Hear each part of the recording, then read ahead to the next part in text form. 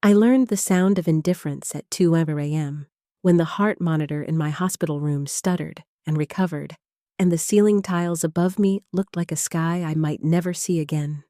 Somewhere barely 30 meters away, my sons were lifting glasses of champagne under ballroom chandeliers, and a doctor had just told them that their mother's heart had failed 3 times. "We cannot come. Mom is fine. There is a party." Those words had more power than the crash cart that shocked me back from 4 silent minutes. They split my life cleanly into before and after. Before had begun decades earlier, in a small house in the lakeside neighborhood where the walls were thin and the future felt wide. I was 25 when I married Robert, 35 when he left, and 35 when I chose to be both shield and shelter for 2 boys who never asked for the weight I carried. I learned how to be a mother who slept 3 hours a night, how to clean offices at dawn, pour coffee at a diner through the day, and sew hems under a yellow bulb until midnight. My palms remember the burn of bleach and the bite of needles. The boys remember school projects finished with glitter, and glue soccer cleats that fit by Saturday morning, and guitar strings replaced the same day they snap. Each extra dollar became shoes and notebooks and field trips. I wore the same gray dress and called it enough. The years layered on like a quilt.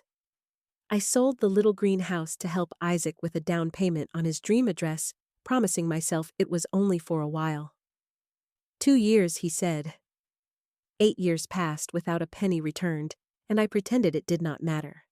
I gave Benjamin the whole of my savings for a business he believed in with the bright certainty of youth. $28,000 handed over in an envelope that smelled faintly of the lavender drawer sachet I had tucked it beside for 10 careful years. He promised to repay with interest in 6 months. 3 months later, the business closed, and the money evaporated like dew. I did not weep. I told myself a mother's ledger keeps different books. The first clear crack arrived in a holiday silence. Isaac brought home Mela with her perfect nails and her perfect smile, and the first Christmas after they met, I sat at my kitchen table next to a turkey that never saw an oven and listened to neighbors laugh through the wall. Benjamin followed with Diana, who learned my softest spots and pressed them with compliments that cut. Vintage sweaters for a woman our age. Lasagna that was good but heavy for delicate digestion. They were not cruel. They were simply centered on a life where I was a footnote. I promised myself not to make a fuss. Fuss is a mother's sin. On a Sunday that should have mattered, my 66th birthday slid by without a candle. That afternoon, Diana announced the date for her ballroom celebration. "It will be Wednesday," she said brightly, and showed me a gold dress that cost $1,200, while I calculated in my head how many months of groceries that number could feed. That same week, the pressure began to wake me in the night, an iron band across my chest that loosened only when dawn thinned. On Tuesday near midnight, I called Isaac and said the pain would not let go. "Try chamomile," he suggested, and promised to see me after the party. I was embarrassed by my fear. Embarrassment is a mother's familiar coat. At 5 a.m., I called Linda from down the hall, the kind of neighbor the world too often overlooks. She arrived at 6 a.m., dressed me, and half carried me down the stairs when my left arm hummed with pain and my jaw ached like an old grief. In the emergency room, the electrocardiogram flared, and the room brightened with purposeful people. Dr. Miller asked for my son's numbers while a nurse pressed cool hands to my forehead. They will come, I thought, because the world may change, but blood recognizes its own. An hour later, anesthesia turned the room to fog. I dreamed of the little plastic tub where I once bathed 2 giggling boys, and when the dream broke, I was staring at a clock that said 2 a.m., listening to a machine teach my heart its work. Fiona, a night nurse young enough to be my daughter-in-law, told me gently that the doctor had called both sons during surgery.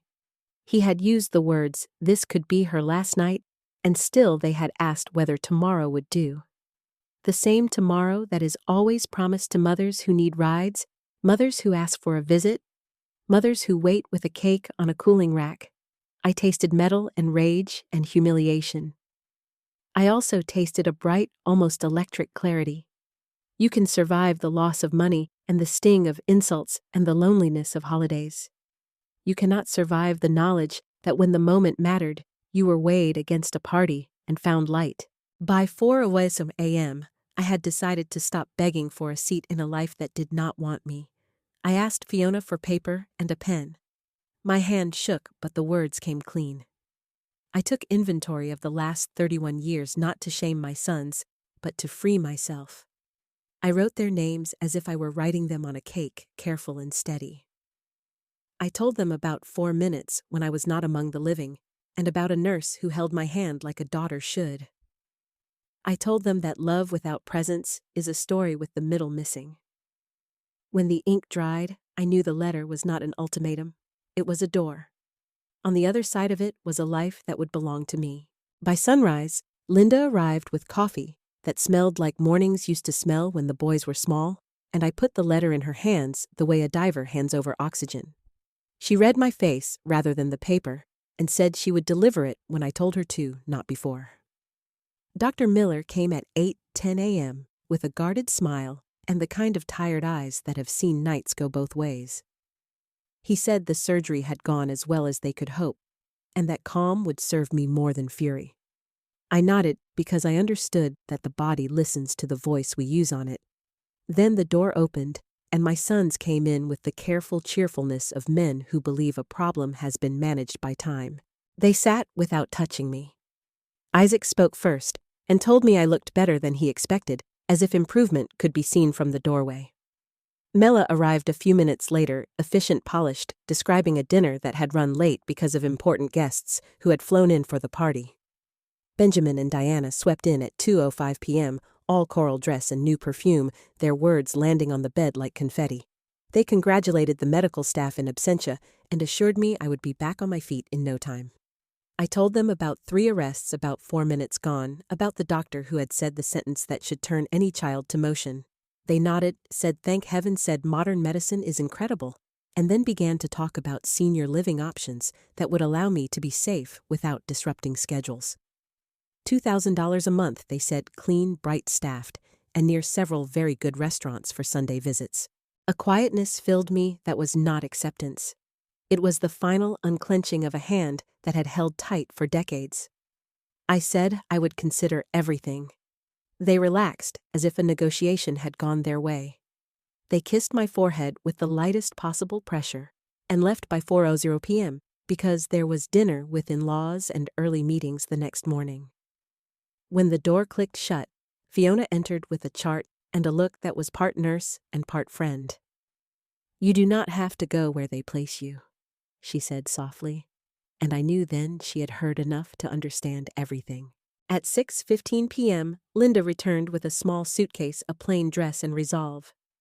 She had spoken to her sister, who is an attorney. By 7:50 p.m., under the yellow lights of the parking lot, I signed a power of attorney that gave Linda permission to wind down the old life. She would sell the furniture I did not love, close the lease on the apartment with the mean little stairs, and settle the last bills. She would decide which mixing bowls to keep. She would not know where I was going, because I would not tell her until the ground felt solid beneath my feet. Freedom needs both trust and secrecy.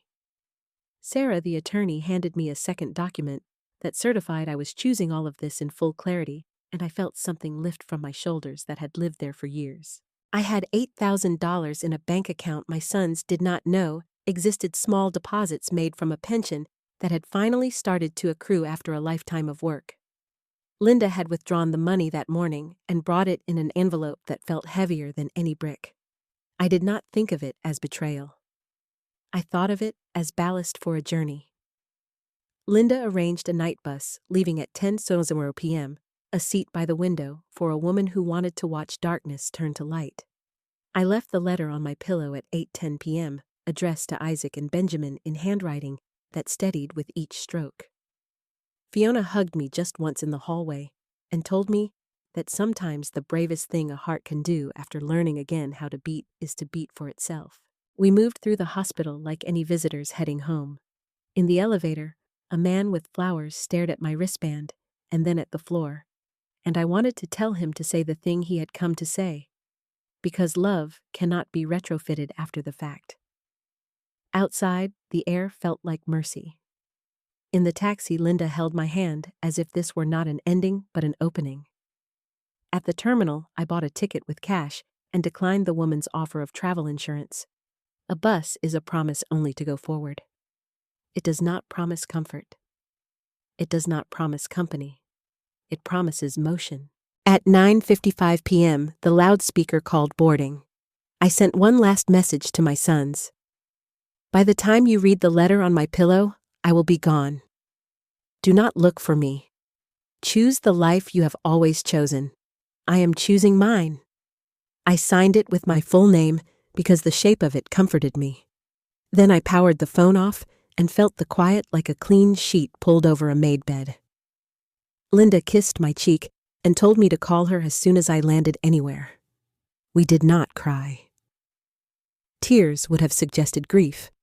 What we felt had more iron in it. The bus pulled away at 10:03 p.m., rolling past streetlights that blinked like distant lighthouses for someone else. I leaned my forehead against the cool glass and watched my city fall behind in pieces, the diner sign, where I had once balanced plates, and late-night arguments, the storefront where I had repaired hems and taken in coats every winter, the corner where I had waited for buses with little boys in snow boots that swallowed their ankles. I thought of Mr. Douglas from across the street, of the Friday flowers I had always returned, of the futures I had folded and put away like linen to be saved for a better occasion. My hands did not shake. The rhythm of the road borrowed my pulse and steadied it. Sometime near 2 a.m., the bus reached a stretch of highway that felt beyond the reach of anger. The sky turned from black to charcoal. I took the envelope of money from my bag and counted it as if it were a rosary, whispering what each 100 would buy. A room for a month while I figured things out, groceries for weeks, a phone plan, a pair of walking shoes that respected knees earned by labor, a train of other possibilities I had never permitted myself to imagine. Around 4:30 a.m., somewhere between towns, with names I did not know, I closed my eyes and let sleep come without apology. At 6:40 a.m., I turned my phone on long enough to send one message to a cousin named Hope, who lived far away and had once told me that her door was always open. "Can I come?" I wrote. The reply arrived at 6:42 a.m. "Come now." The bus hummed on toward a sun that was already thinking about heat, and I felt a small smile lift the corners of my mouth, the first one in days that was not a mask or a defense. Sometimes you do not run away. Sometimes you walk toward. I watched the light grow and waited for it to reach my side of the window. The bus reached Dallas at 10:00 a.m., sunlight streaming through the windows like a benediction. For the first time in decades, I stepped off somewhere that held no history of me, no memories waiting to be disappointed. My cousin Hope stood on the platform, waving a straw hat like a flag of welcome. She smelled of garden soil and lavender soap, and her hug had the strength of someone who had lived her own share of goodbyes. "Cecilia," she said, holding me at arm's length, "you look like a woman who just set down a very heavy load." I smiled. That's exactly what I did. Hope's house sat on the edge of a quiet neighborhood, all sunlight and scent of jasmine. The guest room had a white bedspread and a window facing a garden bursting with roses. She made me tea, and eggs listened without interruption as I told her what had brought me there, then said only, "You've come to the right place." Her calmness was contagious. I unpacked my small suitcase, 2 dresses, a cardigan, a few photographs, and arranged them in the dresser as if claiming new ground. By afternoon, she had taken me to the park where women my age walked in pairs, laughing loudly, their steps light with belonging. One of them invited me to join their morning walks, and I said yes without the hesitation that had ruled my life for years. That evening, after a home-cooked meal that reminded me of the dinners I used to make, I received the call I had expected. It was Linda. I delivered the letter, she said, her voice a mixture of awe and disbelief. They were at dinner when I arrived. Mela rolled her eyes at first. But when Isaac began reading, everything stopped. I held my breath as she described their faces turning pale. the clatter of cutlery falling silent, the way Diana covered her mouth as if trying to block the words. When he finished, Linda continued, "They started calling your phone over and over. I told them you hadn't said where you were going. They didn't believe me at first, but I stood my ground. For the first time since my heart attack, I laughed softly. Let them wonder," I said. "It's their turn to feel what absence really means." That night, my phone blinked with messages I refused to answer. "Mom, please call us. We didn't know it was that bad. You scared us, but we can fix this. Come back home." I read every word and felt nothing but clarity. Regret cannot mend what neglect has rotted. Around 200 a.m. I turned the phone off and placed it in the drawer beside the lavender soap Hope had given me.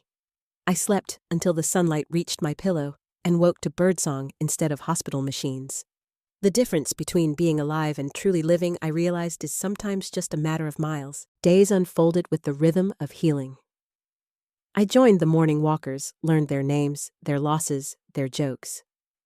I found a part-time job at a small boutique downtown folding clothes and chatting with customers who looked me in the eye and thanked me for my help. Every evening, I wrote in a new notebook, not letters of pleading, but pages of possibility. Hope encouraged me to take a painting class at the community center, and by the end of the first week, my hands were stained with color instead of antiseptic. 3 weeks after my arrival, Linda called again. "They've stopped shouting and started reflecting," she said. "Isaac told me they've been going through old photos of you. Benjamin admitted he hasn't slept in days. They know they lost something they can't buy back." I closed my eyes and pictured their faces older now, humbled perhaps, but still strangers to the version of me that had been reborn. "They'll survive," I told her, "just like I did." Months passed, gentle and full. Mr. Harrison joined our dance class at the park, a widower with kind eyes and a laugh that filled empty spaces. We talked about music and books, about how strange and beautiful it is to grow old and still discover new beginnings. "You look like a woman who made peace with herself," he told me once as we swayed to an old waltz. I smiled. "No," I said. "I made peace with the fact that no one else can do it for me." By the time autumn painted the trees gold, the calls and messages from my sons had dwindled to silence. The last one came from Isaac. "Mom, if this is truly what you want, we'll respect it. We just hope you're happy." I didn't reply. Some chapters are better left closed, not out of bitterness, but because reopening them would only bleed the pages again. Now, at 67, I wake each morning to sunlight on the garden brew coffee strong enough to taste like survival, and walk through the park where people greet me by name.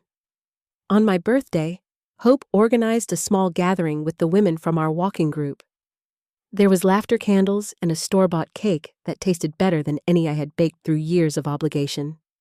I didn't wish for anything when I blew out the candles. My wish was already living inside me.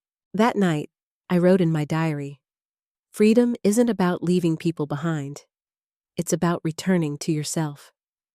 For the first time, I didn't feel like a mother, a widow, or a victim of circumstance. I was simply Cecilia, a woman who had dared to live again. And as I closed the book, I whispered a prayer not for my children, but for every mother who has ever mistaken sacrifice for love. If this story touched you, please like, share, and subscribe for more heartfelt life stories.